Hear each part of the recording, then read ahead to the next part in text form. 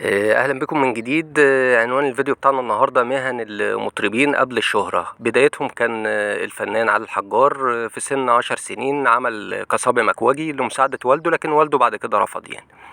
رقم 2 معانا هو تامر حسني، كان عامل في بنزينة وبائع للعطور. طبعا هنشوف مهن كتير هتكون يعني غريبة بالنسبة لنا يعني. المطرب برضو راشد الماجد كان لاعب كرة قدم.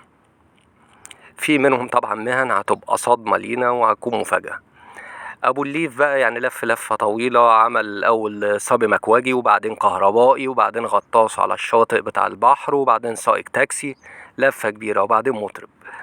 شعبان عبد الرحيم طبعا ما كانش بيخجل ان هو يقول في اي مناسبة ان هو راجل كان مكواجي، لدرجة ان كان بيقول ان هو كان مكواجي رجل كمان يعني.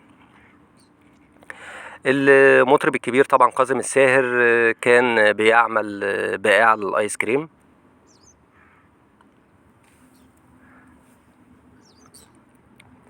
راغب علامة عمل في إصلاح أو تصليح مكيفات الهواء، كان فن تكييف. المطرب الكبير محمد عبده عمل مع والده في صناعة السفن، كما عمل في متجر بيع مكسرات. عبد الله الرويشد كان موظف حكومي، زي ما قلنا ان مفيش شغلانه المفترض الانسان يخجل منها، اللي يخجل منه بس انه يكون بيعمل حاجه حرام او تغضب ربنا. وليد توفيق عمل في إصلاح الأجهزة الكهربائية، لكن طبعا في فنانين وفي مطربين بينسوا أصلهم وممكن يتعاملوا بتكبر على الناس، وده شيء مش حلو يعني. الشاب خالد برضو كان بيعمل في غسيل السيارات في باريس، فلازم يرجع لأصله عشان يعرف إن هو في يوم من الأيام كان زيه زي اللي بيتكبر عليه دلوقتي. حمو بيكا طبعا عمل لفترة في الجزارة أو جزار.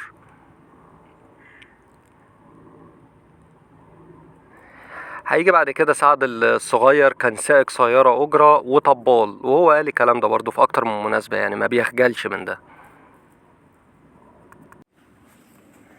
هيجي بعد كده المطرب اللبناني وائل كفوري، عمل قبل شهرته كحلاق يعني. أخيرا بقى معانا المطرب حمادة هلال، وده عمل نجار. وبكده ينتهي الفيديو بتاعنا النهاردة، وتحياتي ليكم.